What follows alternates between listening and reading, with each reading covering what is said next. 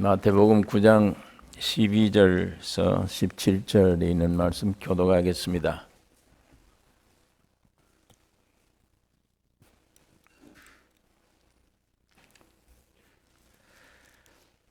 (12절에서 17절입니다) 예수께서 들으시고 이르시되 건강한 자에게는 의원이 쓸데없고 병든 자에게라야 쓸데있느니라.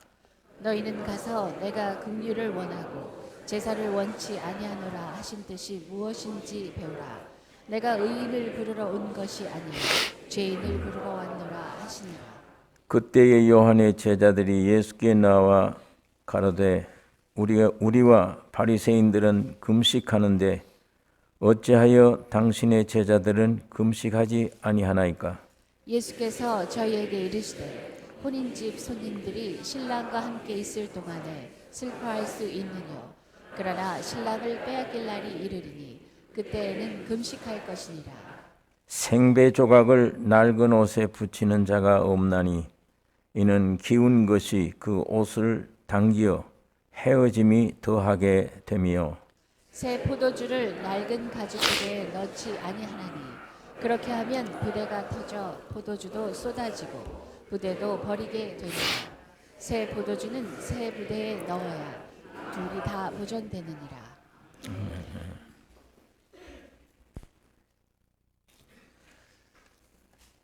하나님이 아브라함을 부르셨습니다. 아브라함을 부르시고 아브라함을 믿음의 조상이라고 말씀을 했는데, 교회란 말이 부름을 받았다는 뜻입니다. 아브라함 하나님이 부르신 것처럼 에클레시아란 교회는 하나님이 부르셨다.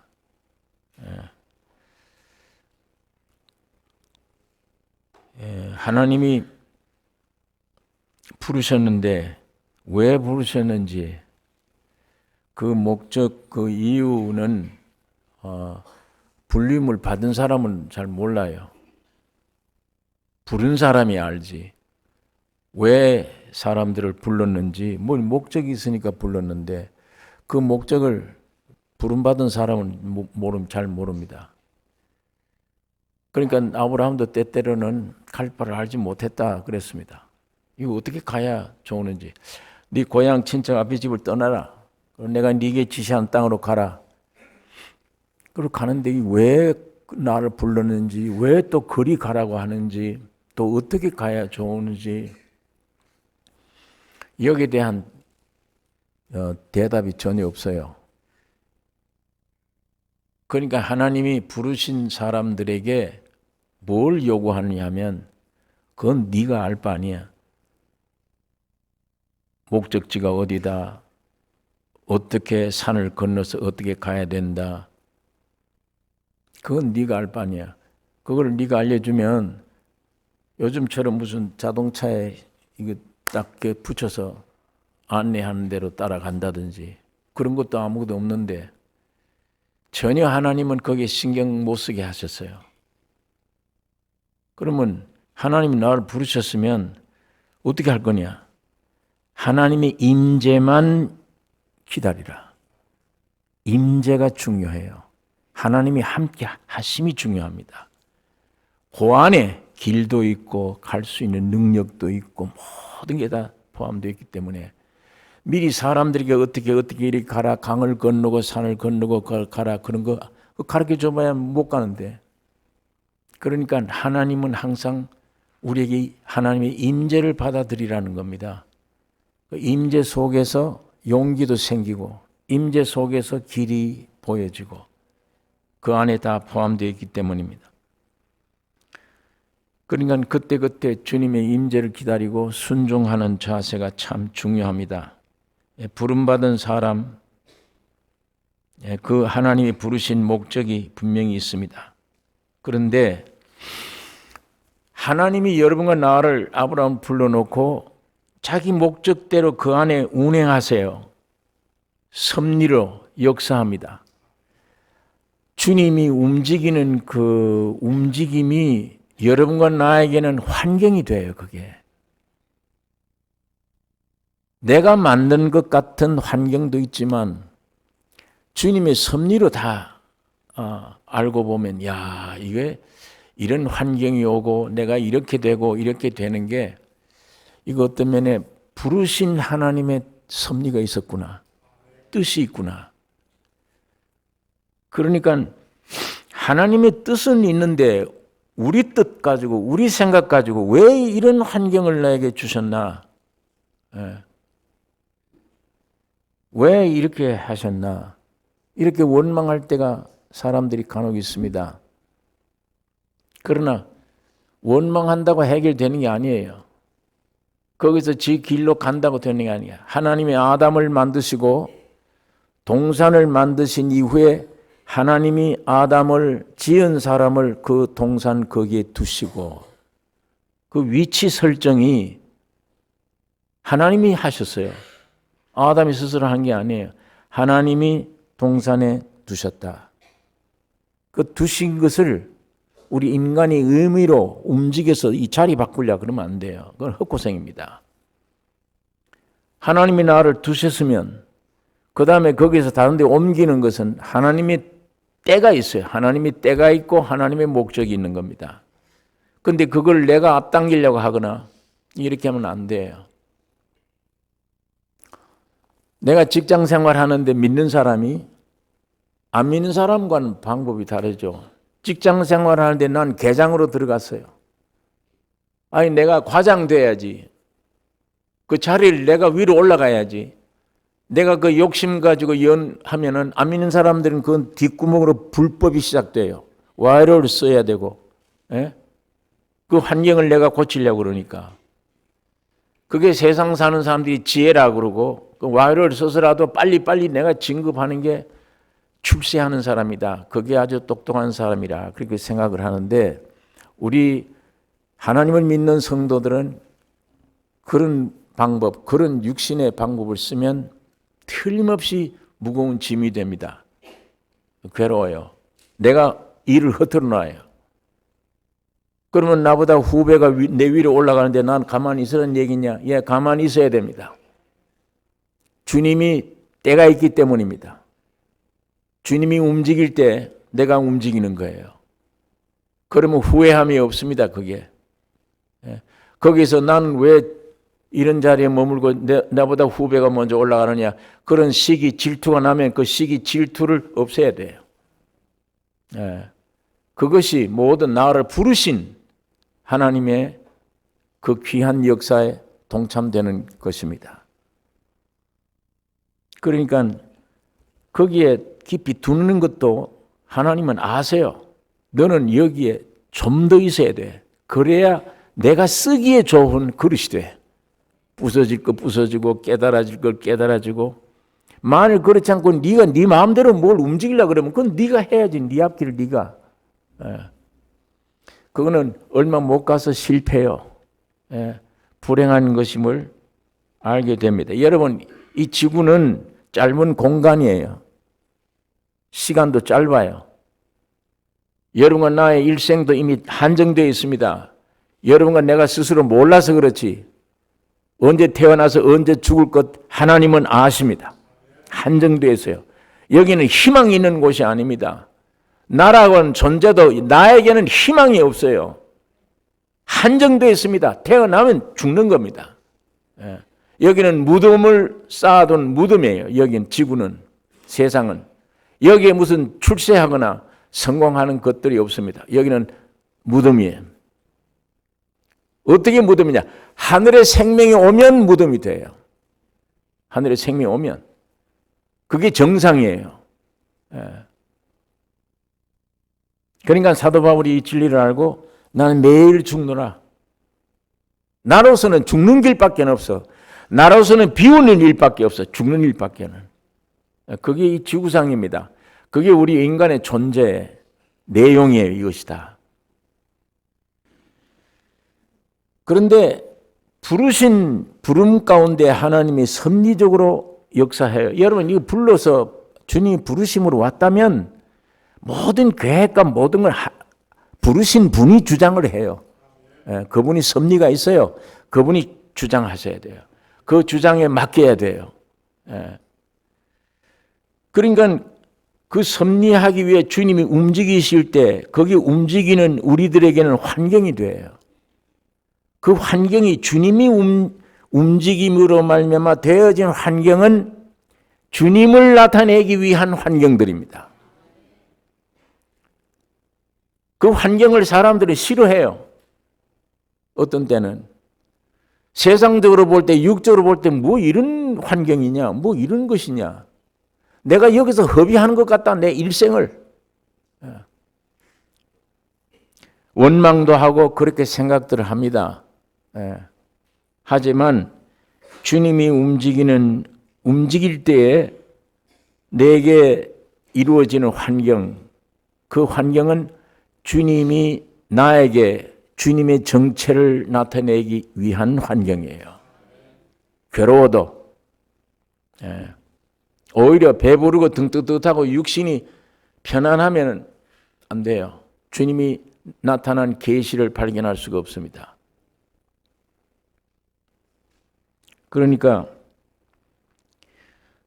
주님이 나타나시는 환경이 꼭 필요한데, 자, 오늘 이 성경 앞에 있는 구절을 읽어보면 예수님은 마태 집에서 많은 세리들과 죄인들과 함께 앉아서 잡수시고 즐거워했습니다.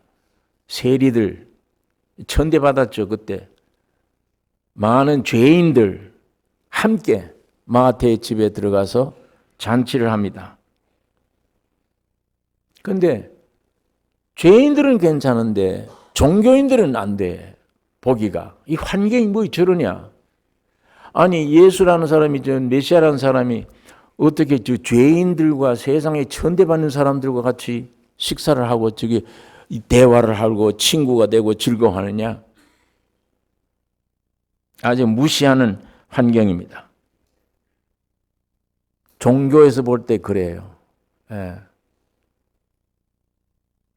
그런데 당장 비난이 들어옵니다. 제자들에게, 야, 너 예수가 무슨 죄인들과 같이 저렇게 먹고 마시고 저러냐? 지금 무슨 하나님이냐? 지금 뭐가 메시아냐? 예수님이 이 음성을 들으셨어요. 들으시고 이르시되 건강한 자에게는 의원이 쓸데없고 병든 자에게라야 쓸데있느니라. 나는 의인을 부르러 온 것이 아니요 죄인을 부르러 왔노라. 이렇게 말씀하셨어요.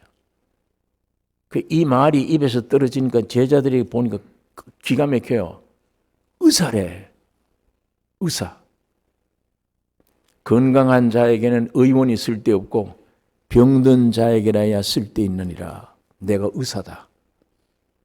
내가 세상에 왔는데 너희들은 나를 누구로 보느냐? 나는 의사요. 죽은 자를 살리기 위해 왔다. 죄인 부르러 왔다.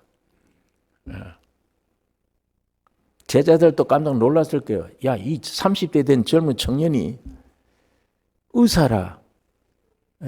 무슨 학교 다닐 일도 없고 의사 자격증 가진 일도 없는데 자기는 인류에게 의사로 왔다. 고치러 왔다. 죄인 부르러 왔다. 살려주러 왔다. 이렇게 말씀을 자기를 계시합니다. 여러분, 우리가 믿는 예수가 나를 근본 살려주는 의사다. 의인 부르러 오는 게 아니라 죄인 부르러 왔다. 나 같은 죄인을 살려주는 의사요. 나의 영육을 건강하게 하는 의사요. 이거 발견하면 큰 발견 아닙니까? 그게. 내 평생에 내게 절대적인 의사가 있어. 나를 영원히 살려주는 분이 내게 있다. 이게 확 믿어지면 그분 의지할 거 아닙니까? 그분이 얼마나 귀중한 축복된 사람인 것을 우리가 알게 되는 것입니다. 이것이 인생 목적이에요. 태어날 때부터 죽어있는, 죄와 사망으로 죽어있는 우리를 살려내는 것. 죄인들이니까 어떻게 할 수가 없잖아요. 죄인만 찾으러 오셔서 주님이 죄인만 죄인만 찾아서 살려주기 위해 오신 거예요. 나는 영육을 고치는 의사다. 사람 살리는 의사다. 그게 계시된 겁니다. 마지막 아담은 살려주는 영이 되었나니 우주에 가장 필요한 분입니다. 이 세상에 가장 필요한 분이에요. 그래서 이사야가 오래전에 미리 예언한 말입니다. 이사야 53장 그가 찔림은 우리의 허물 인함이요 그가 상함은 우리의 죄악을 인함이라. 그가 징계를 받음으로 우리가 평화를 누리고 그가 채찍에 맞음으로 우리가 나음을 입었도다. 우리가 한 일은 아무것도 없어요. 예수님이 찔림으로 우리의 허물이, 예수님이 상함으로 우리 속에 있는 죄가, 예수님이 징계를 받음으로 오늘 우리의 영원한 평화를, 주님이 채찍에 맞음으로 우리가 나음을 입었도다. 영육간의 치료자요, 영육을 살려주는 분으로 주님이 오신 것입니다. 그러니까 종교인들이 앉아서 야, 너 예수라는 분이 저 왜 죄인들과 같이 먹고 앉았냐 이렇게 그 환경을 비난한 환경이 얼마나 축복된 환경으로 바뀐 거예요. 예수님이 그런 환경에 나와 여러분을 누가 자꾸 찔르면은 뭐가 나옵니까 속에? 자꾸 찔르면 뭐가 나와요? 사랑이 나옵니까? 자꾸 찔르면 욕설이 나옵니까? 뭐가 나오죠? 더 많이 찌르면 더 지독한 게 나오죠. 더 깊이 찌르면 사탄이 나와요. 마귀가. 그거 지금 꽉 숨겨 있어 속에. 숨겨 있는 거예요. 찌르면 그 속에 본질이 나옵니다. 살인이 벌어질 수도 있습니다. 무슨 짓을 다 할 수 있어요. 그런 정체인데도 우리는 내 정체가 모릅니다. 지금.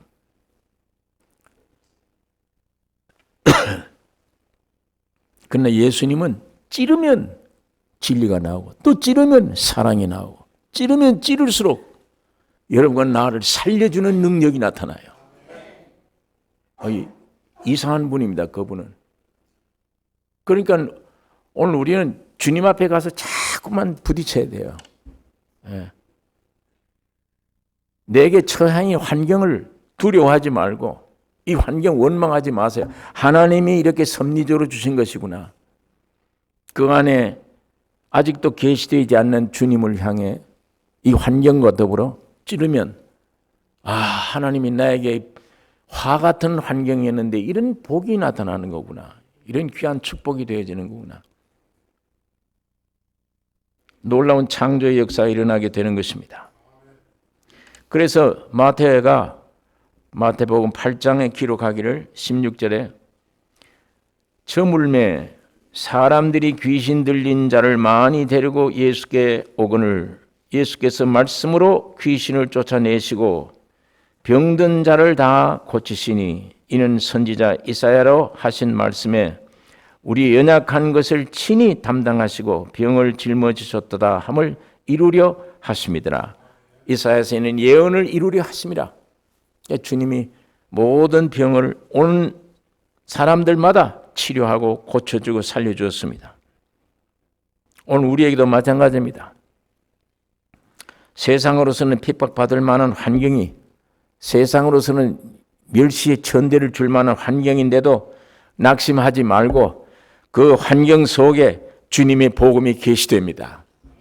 부름받은 자에게는 반드시 모든 것을 합력하여 선을 이루시는 주님이십니다.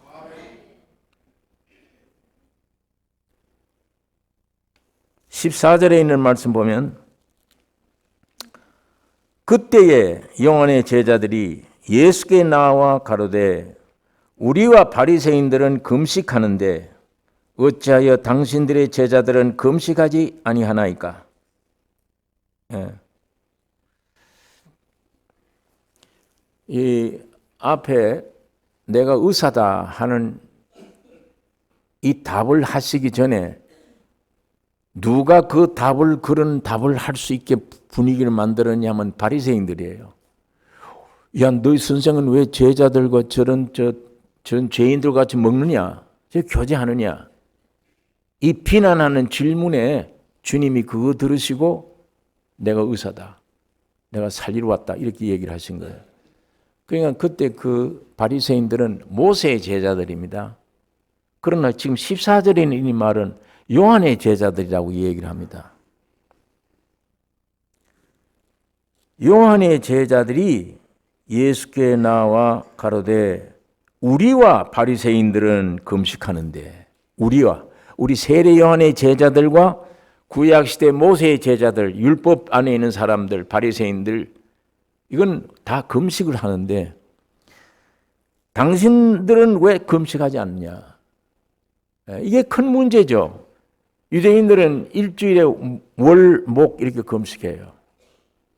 철저합니다. 매주마다 이틀간. 그게 큰 신앙입니다. 사실은 그 금식 내용을 보면 슬픔인데 그 안에 기쁨과 즐거움이 아무것도 없어요. 괴로움뿐이며 슬픔뿐입니다. 그런데 왜 당신들은 금식하지 않느냐?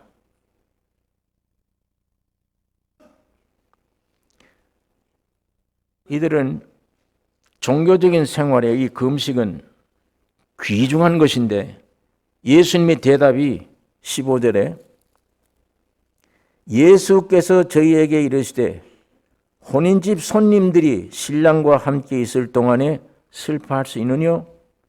그러나 신랑을 빼앗길 날이 이르리니 그때에는 금식할 것이니라. 그런데 이 금식을 왜 안 하느냐, 율법을 지켜야 되지 않느냐, 금식을 해야 되지 않느냐 하는 이 질문에 예수님은 동문서답 같은 대답이지만 연관된 대답이에요. 내가 신랑이다 이렇게 얘기를 해요. 아까 왜 죄인들과 같이 앉아서 밥을 먹느냐 이 말에 내가 의사다, 살리러 왔다 이렇게 자기를 표현하듯이 지금은 왜 금식하지 않느냐 이 말에 내가 신랑이다, 너희 신랑으로 내가 왔다. 지금 이 얘기를 주님이 이 말씀을 하시는 것입니다. 예수께서 저에게 이르시되 혼인집 손님들이 신랑과 함께 있을 동안에 슬퍼할 수 있느뇨? 그러나 신랑을 빼앗길 날이 이르리니 그때는 금식할 것이니라.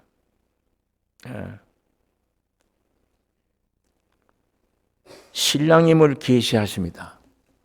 여러분, 예수님은 신랑으로 오셨어요.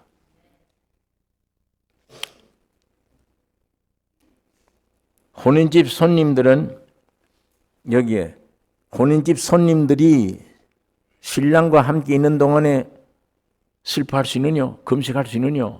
할 수 없다. 이 손님들은 제자들을 가리키는 말인데 오늘 여러분과 나를 가리키는 것이며 성경에 보니까 이 우리들이 곧 신부가 돼요. 예수님의 주변에 있는 제자들이 곧 신부예요. 오늘 여러분과 내가 곧 이 신부입니다. 세례 요한이 그 말씀을 했습니다. 요한복음 3장 28절에 나의 말한 바 나는 그리스도가 아니요 그의 앞에 보내심을 받은 자라고 한 것을 증거할 자는 너희니라. 제자들 보고 한 말이에요. 너희니라. 신부를 취하는 자는 신랑이나 서서 신랑의 음성을 듣는 친구가 함께 기뻐하나니 나는 이러한 기쁨이 충만하였노라. 그는 흥해하고 나는 쇠해야 된다.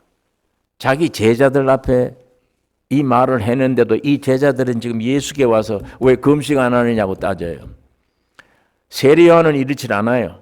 제자들이 지금 이 종교를 만들어 버린 거예요.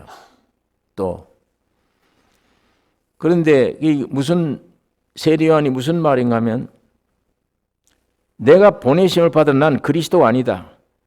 그리스도를 증거할 자는 내가 그리스도를 증거하기 위해 왔는데 신부를 취하는 자는 신랑이나 그러나 신랑이 신부를 취할 때 나는 친구는 그 옆에서 그걸 보고 기뻐한다. 나는 이 기쁨이 충만하였노라. 이렇게 말씀을 합니다. 곧 예수를 따라다니는 모든 사람들을 신부라고 얘기를 합니다. 세례 요한이. 예. 여러분 예수님은 이 땅에 신랑으로 오셨습니다. 예. 여러분의 남편은 누굽니까?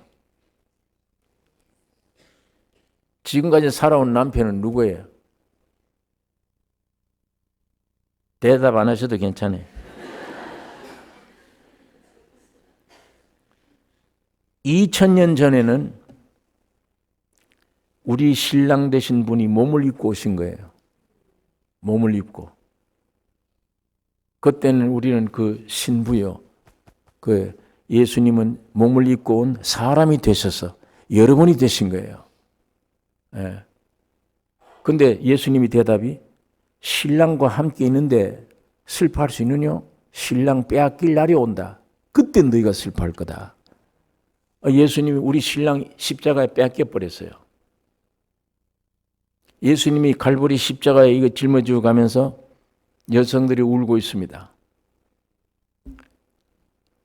이스라엘 여자들아, 나를 위해 울지 말고 너희와 너희 자녀를 위해서 울어라. 통곡해라. 예. 그렇게 말씀을 한 거예요. 그런데 그만 십자가에 피 흘려 돌아가시니까 이거 우리 여러분과 내가 과부가 돼버린 거예요. 예. 그러니까 누가복음 18장에 보면 과부가 법관에게 찾아와서 호소하는 얘기가 거기 나옵니다. 내 원수 갚아달라고. 이 과부의 원수. 그게 무슨 원수를 갚아달라는 말이 없어요. 과부의 원한을 풀어달라요. 예. 그것이 오늘 여러분과 나에게 그 원한이 있어야 된다. 제가 지난번 말씀을 했습니다. 원한. 내 남편 죽인 원한. 남편으로 오신 예수를 십자가에 죽인 원한. 예. 그거 오늘 우리 세상에 대해서 이 원한을 가져야 돼요. 그게 전도입니다. 예수의 핏값을 내놓으라는 전도입니다. 자, 그런데 그 주님이 올라가시더니 이제는 영으로 오셔서 그 남편이 영이 되어서 살려주는 영이 되어서 우리 안에 오심으로 내가 과부인데 아내가 됐어요. 몸을 입고 오신 남편은 잃어버렸지만 영으로 내 안에 오셔서 남편이 되시고 나는 그의 아내가 됐습니다. 그래서 교회를 아내라고 합니다. 예수의 아내. 여러분 나는 과거에는 과부였는데 지금은 예수를 영으로 모신 남편을 영으로 모신 아내입니다. 예. 그런데 주님이 부활하신 몸으로 이 세상에 오세요. 예수님이 부활하실 때 막달라 마리아가 그걸 봤는데 처음에는 동산직인 줄 알고 우리 예수님을 어디다 갖다 두었는지 좀 내게 일러주세요. 그렇게 하면 내가 찾아가겠다 할 때 예수님이 마리아야 이름 부르니까 눈이 열렸어요.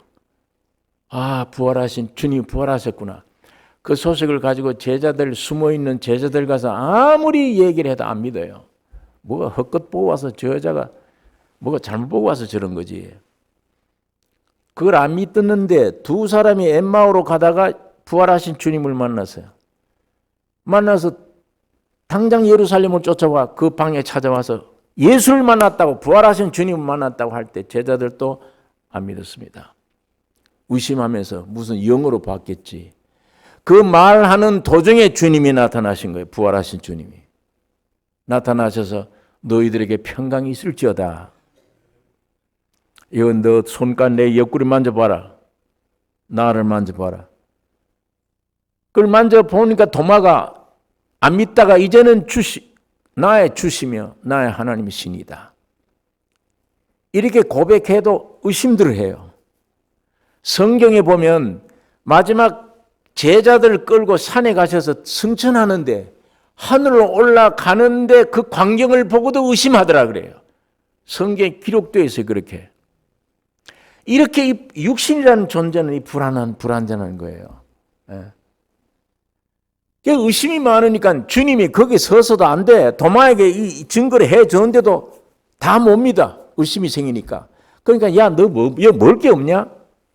아, 생선이 있습니다. 구워놓은 생선. 그럼 생선 달라.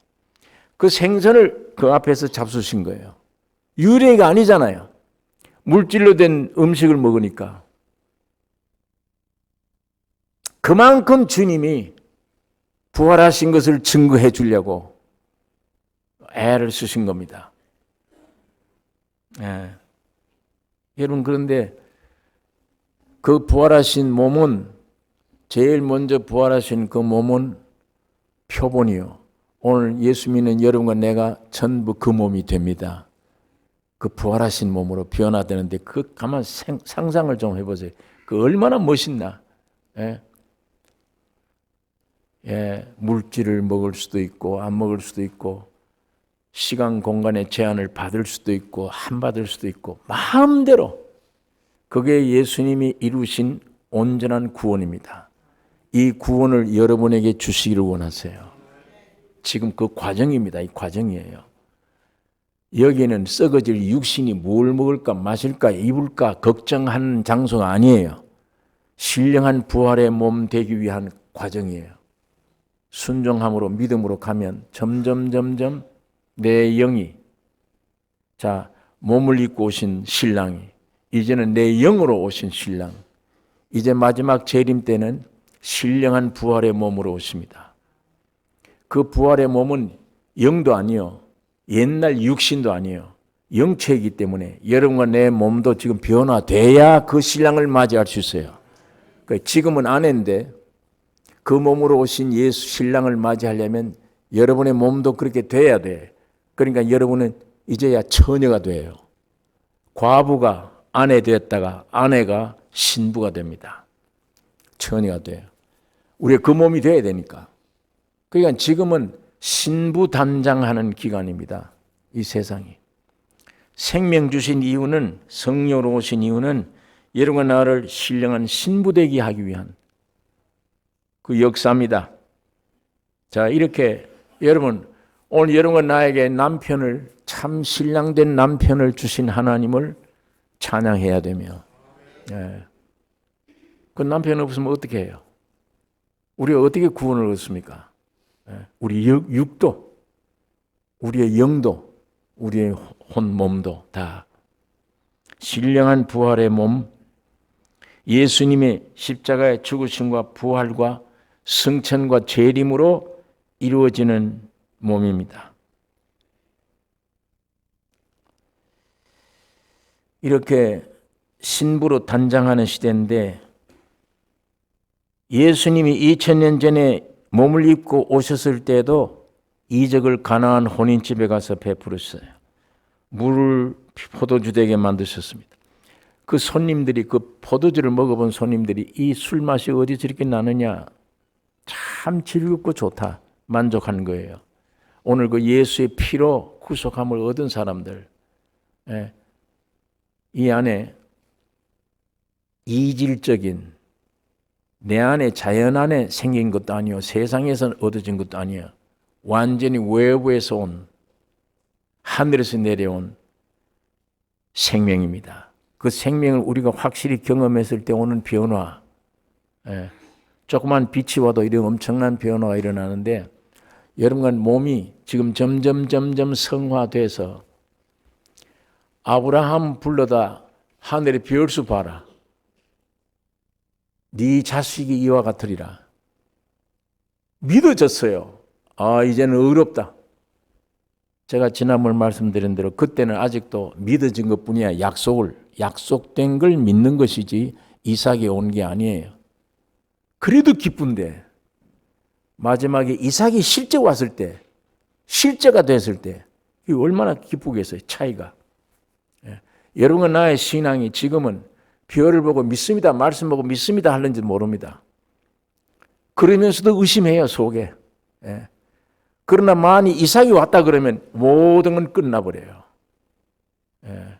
이런 주님이 우리가 살아있을 동안에, 살아있을 때 의롭다함을 받는 그 수준이 아닌 완전히 이삭이 내 안에 오는 이 경험을 오늘 하나님이 여러분과 나에게 주십니다.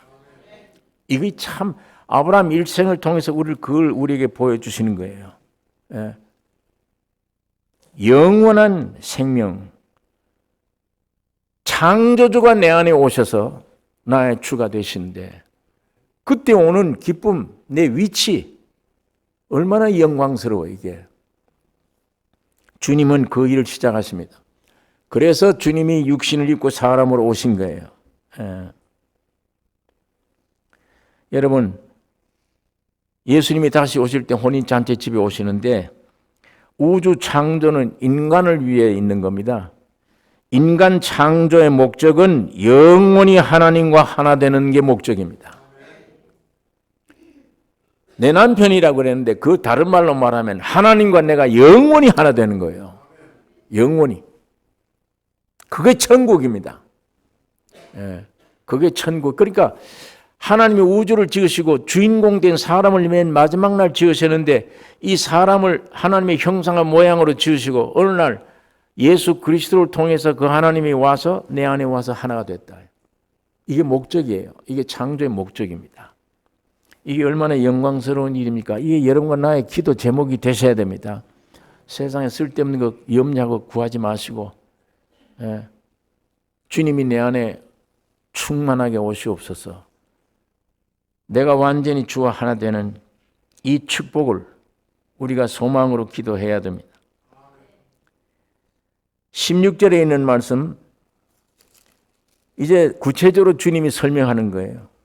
생배 조각을 낡은 옷에 붙이는 자가 없나니 이는 기운 것이 그 옷을 당기어 헤어짐이 더하게 됨이요. 예.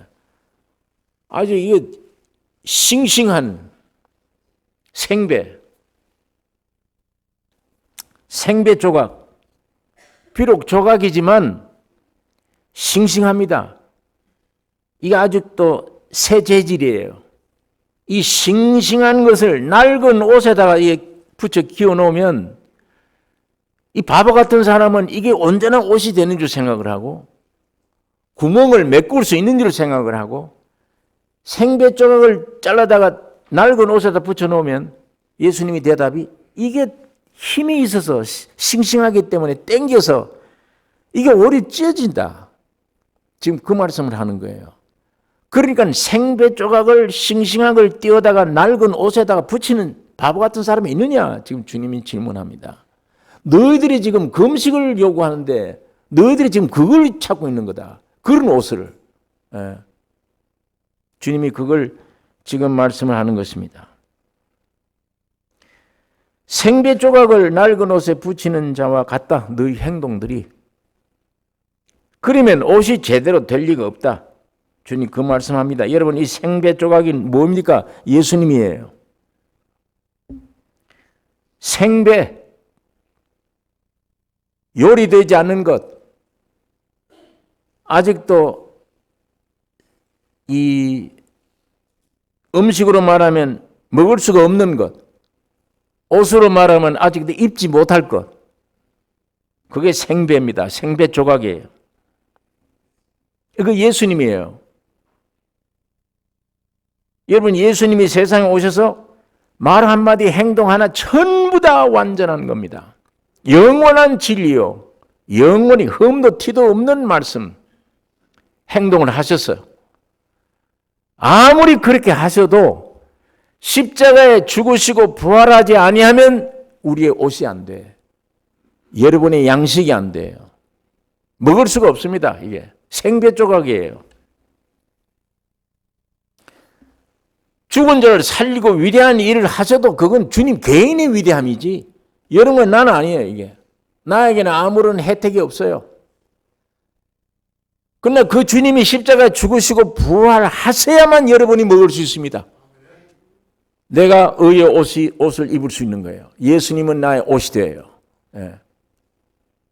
그 얘기를 합니다. 주님이 지금 생배 조각이다.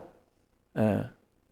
아직 십자가에 죽으시고 부활함이 없는 예수님의 일생, 그 예수님이 육을 가지고 살아간 일생 그의 말과 행동이 얼마나 귀하고 모범적이고 귀한 일이지만 우리 인간들에게는 아무런 실제가 되지 못해요.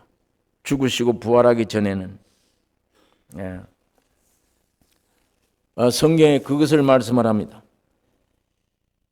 그런데 여기에 낡은 옷이라는 것은 아담의 생명, 사람 생명에 의한 선한 행위, 종교적인 행습을 말합니다. 오늘 우리 아담의 사람이 육신의 사람은 태어나면 어떻게 하기를 원해? 야, 이걸 교육시키고 이걸 어떻게 잘 수련해서 훌륭한 사람이 돼야지. 그거 목적이에요. 인생들이 지금 교육시키는 게 그래서 그런 거예요. 믿음으로가 아니에요. 우리 인간 스스로가 교육을 시키고 얼마나 돌을 많이 닦고 수양하고 해서 온전한 사람이 되느냐. 이 온전한 사람의 행동이 누구냐? 예수의 삶. 그 목표예요. 그 생배 조각을 목표로 하는 거예요. 이 생배 조각을 갖다 낡은 옷에다 붙이려고 하는 거예요. 그건 모방입니다.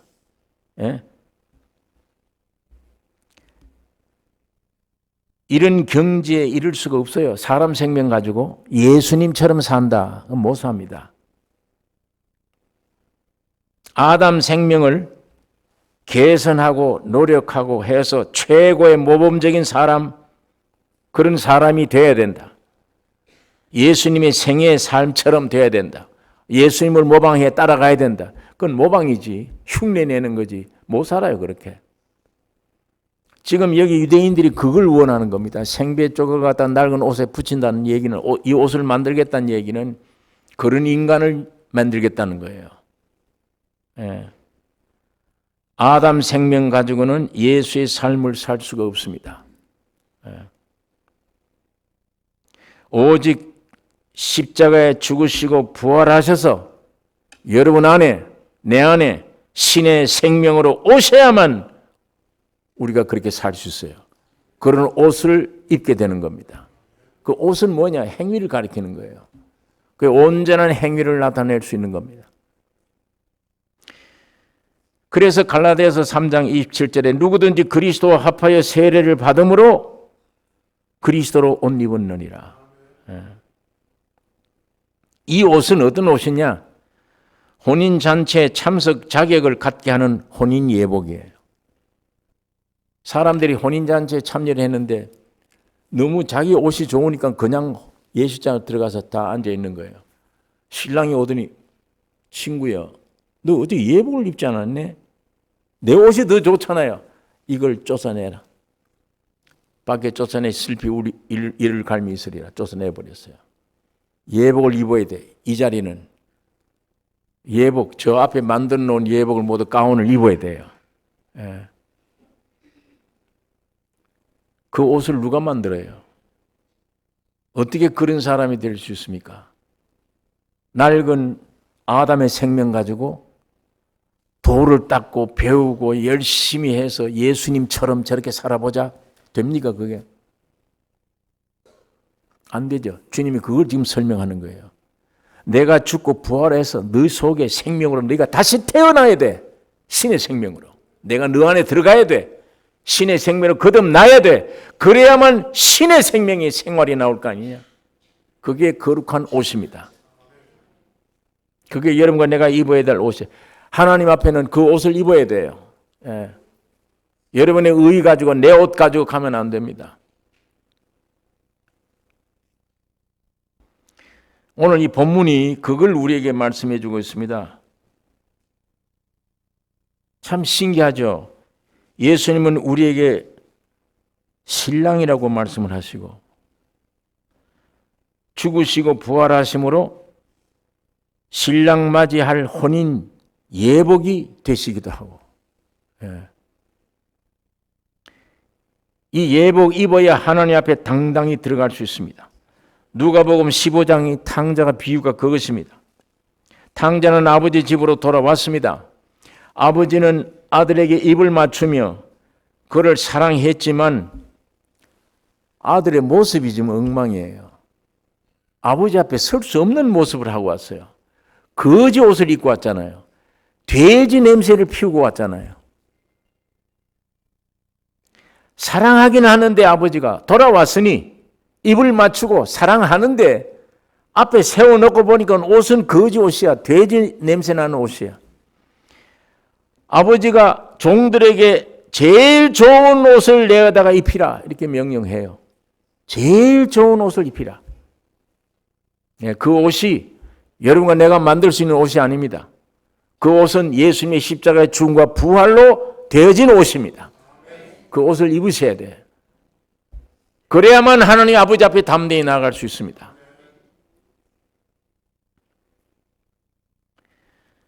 주님이 죽으시고 부활하심으로 참 옷이 될 뿐만 아니라 살려주는 영이 되셨기 때문에 오늘 우리가 입을 수 있는 옷이고 우리 안에 오신 생명으로 오시는 주님이십니다. 예수님은 의사요. 살려주는 분이요. 예수님은 신랑이요.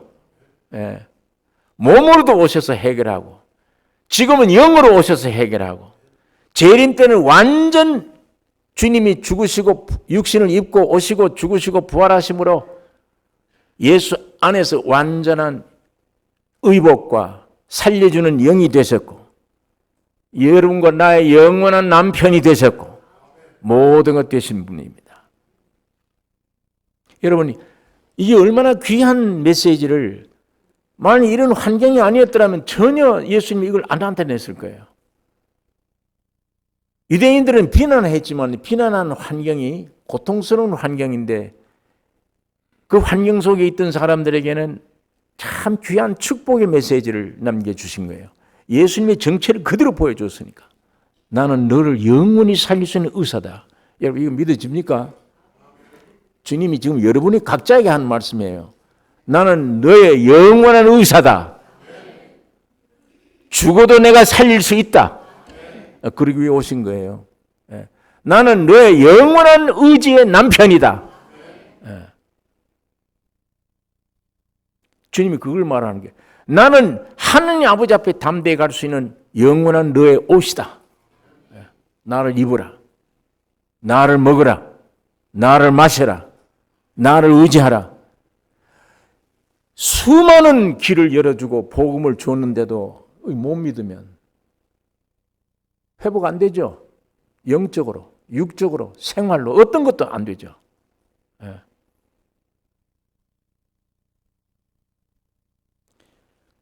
어디 빈틈이 없이 다 막아놨어요. 주님이. 유을 입고 오셔서 아버지 하나님이 만들어 놓은 여러분 자체 마이가 어떤 장난을 쳐도 유을 입고 오셔서 피 흘려 죽으시고 부활하시고 승천하심으로 영원한 밥이 되고 양식이 되고 영원한 옷이 되고 영원한 생명이 되고 영원한 나의 남편이 되고 영원한 나의 주가 되시고 모든 것 되십니다. 마이가 더 이상 틈탈 구멍이 없어요. 이제 오늘 여러분과 나는 믿기만 하면 영육이 온전함을 얻게 되는 겁니다. 세상과 필요 없습니다. 세상 지식, 물질, 무기, 영화 이건 썩어질 것들이에요. 배설물이에요. 버려야 될 것들입니다. 하나님이 오히려 이런 것들을 옆에 붙여주지 않을 때는 내 각자를 아시고 부르신 분이기 때문에 아시고 훈련하시기 위한 거예요. 아주 어려운 환경도 몰아넣으신 것은 위대한 생명을 나타내 주기 위한 계시하기 위한 계획입니다. 하나님의 역사입니다. 그거 믿으셔야 돼. 여러분 부름을 받았습니까? 나는 하나님이 나를 부르지 않고 내가 스스로 왔다 그렇게 생각합니까?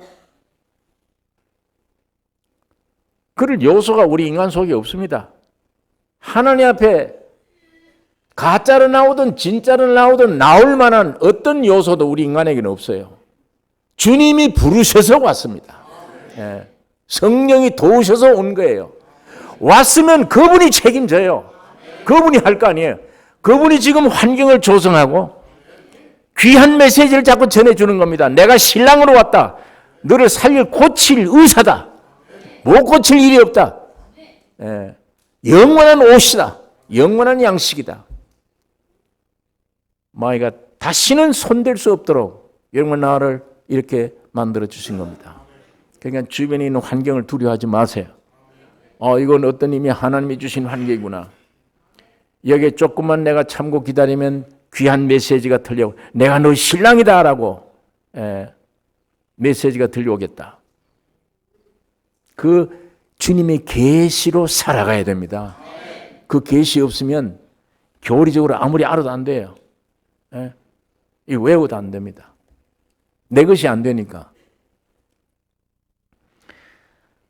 다시 말하면 주님이 계시는, 주님이 움직일 때 여러분과 나의 환경이 돼요. 이 말씀 주시려고. 때에 따라서는 가난이 오기도 하고 어려움이 오기도 합니다. 그때 이 계시의 음성을 듣는 밝은 귀가 열리는 거예요. 사람이 겸손해지는 겁니다. 하나님이 놀라운 축복을 여러분과 나에게 주시기를 원하십니다. 마지막 절에 있는 말씀 읽겠습니다. 17절. 새 포도주를 낡은 가죽 부대에 넣지 아니하나니 그렇게 하면 부대가 터져 포도주도 쏟아지고 부대도 버리게 됨이라. 새 포도주는 새 부대에 넣어야 둘이 다 보존되느니라. 새 포도주 낡은 가죽 부대에 넣지 아니하나니 그렇게 하면 부대가 터져 포도주 쏟아지고 부대도 버리게 된다. 주님은 조금 전에 새 옷에 대한 얘기를 하셨는데 지금은 새 포도주에 대한 얘기를 하고 있습니다. 여러분의 옷은 여러분과 내가 하나님 앞에 담대히 나아가게 필요한 옷입니다. 그리스도로 옷 입으셔야 돼요. 그러나 이건 어떤 면에 객관적인 믿음이에요. 그 주관적인 믿음은 새 포도주를 내 안에 먹고 마셔서 내 안에 실제가 돼야. 내가 구원의 옷은 입었는데도 이 안에 아주 즐거움을 느끼지 못할 수도 있습니다. 이 새 포도주로 공급받으면 이 생명의 양이 풍성해지면 모든 환경을 더욱 이길 수 있는 즐거움과 모든 것의 능력이 더해집니다. 이 포도주는 힘이 있습니다. 사람 속에 들어가면 이 쾌감을 주고 능력이 되는 힘이 있어요.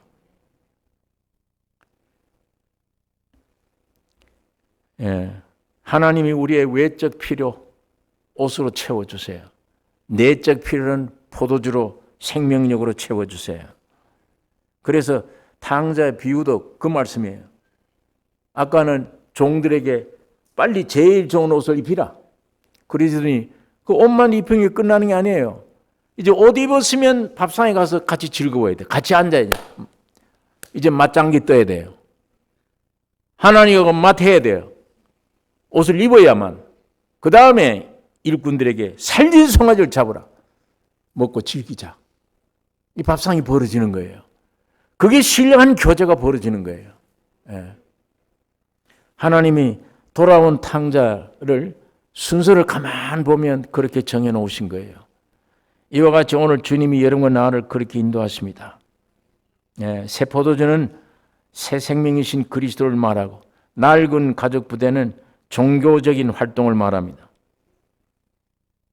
여러분, 예수님의 새 생명이 왔는데 율법의 교훈처럼 이는 이로 갚으라, 원수는 미워해라, 눈은 눈으로 갚으라. 그게 돼요? 생활이? 안 돼요. 예수님이 그 생활 못해요. 어떻게 이게 짬뽕이 돼요? 유대인들은 그렇게 생각을 했다는 게, 종교인들은. 오늘 예수님이 오신 지가 얼마나, 은혜 시대가 된 지가 언젠데도 지금도 아직 율법적으로 그렇게 생각을 해요. 이걸 짬뽕을 묶어서 내 힘으로 교리를 알고 내 힘으로 예수님 따라가려고 그래요. 주님은 그걸 원치 않습니다.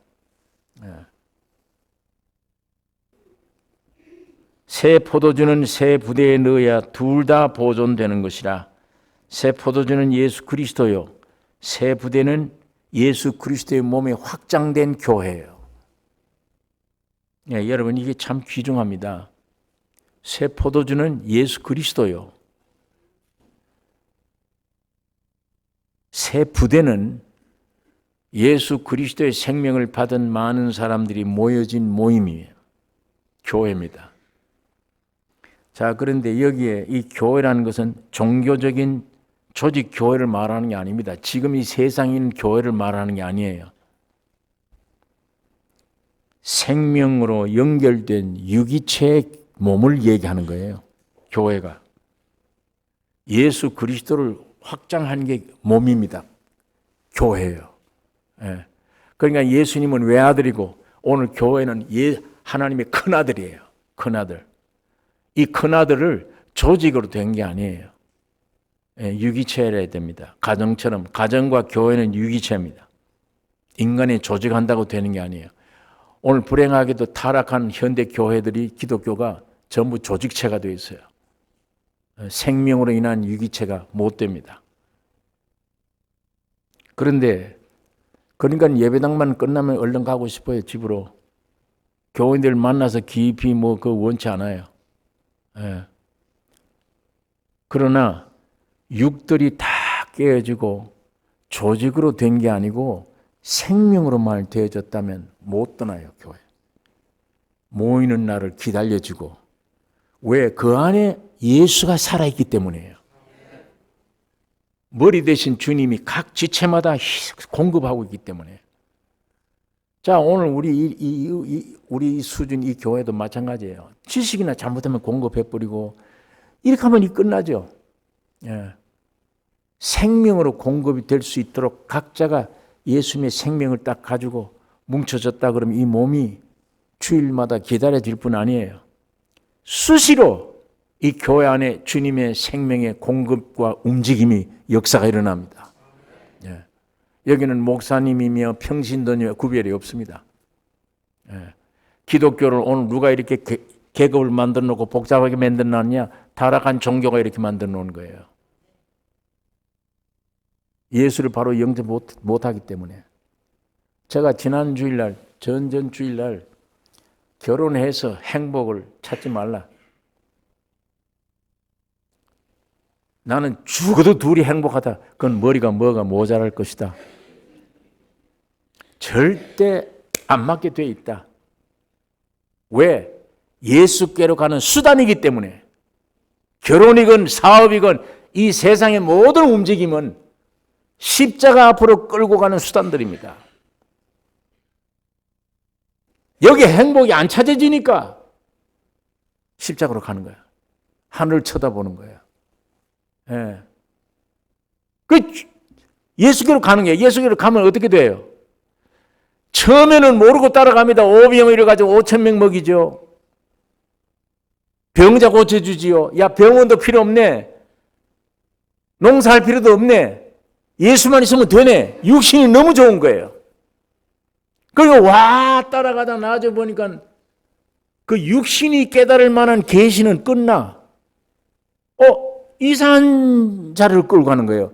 죽음의 자료를 끌고 가는 거예요. 몇 도 없는 자료를 끌고 가는 거예요. 가더니 겟세마네 가서들이 딱 묶여서 끌려가는 거예요. 육들은 낭망할 수밖에요. 다 도망가 버렸지.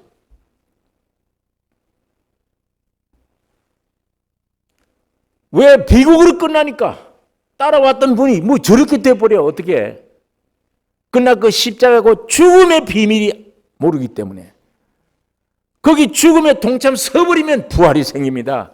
하늘나라가 펼쳐지는 거예요. 그게 이해가 안 되는 거예요. 이 육신 가지고는 도저히 상상이 안 돼. 여기 성경 구절만 알고 왔다가 내 힘을 가지고 왔다 갔다 하는 거, 이게 신앙인 줄 생각하면 오늘 예수님이 지적한 전부 그 말입니다. 생배를 갖다 낡은 옷에다 끼우려고 그러고 포도주를 갖다가 낡은 부대에 끼우려고 그러고 그거 하지 마라. 주님이. 오직 예수입니다. 주님이 십자가의 죽음과 부활로 말미암아 옷이 되고 죽음과 부활로 말미암아 나의 영원한 남편이 되어지며 죽음과 부활로 인해서 모든 교회가 참다운 가족 부대의 교회가 되어지는 것입니다. 여러분, 이런 교회만 되어지면 이 어떤 가정보다 어떤 혈육보다 생명이 여기서 나옵니다. 시장바닥에 듣습니까? 학교에 가서 생명을 듣습니까? 그리스도의 몸 된 교회밖에 없어요. 교회 안에 예수님이 계십니다. 교회를 통해서 생명이 흘러나갑니다. 예. 우리 이 교회가 그렇게 되기를 기도해야죠. 오늘 예수님이 그 말씀을 하고 계십니다. 주님은 입만 여시면 새로운 생명의 꼴이 나오듯이 오늘 여러분과 나에게도 어디 가든지 누가 찌르기만 하면, 환경이 오기만 하면 복음이 흘러나오는, 주님을 찬양이 흘러나오는 역사가 있기를 원하며, 예수님은 지금 살아계십니다. 교회 머리가 되십니다. 여러분 환경 두려워하지 말고 주님만 주목하셔야 됩니다. 기도하십시다. 거룩하신 아버지, 아버지 은혜를 감사합니다. 아버지의 말씀을 묵상했습니다. 성령으로 역사하여 주시옵소서. 이 말씀대로 우리 각 가정에, 우리 개인의 심령 안에, 교회 안에 이루어지게 하여 주시옵소서. 주의 영광 나타나기를 원하며 살아있는 예수를 온전히 증거되는 몸된 교회가 되게 해 주시옵소서. 예수님 이름으로 기도를 옵나이다. 아멘.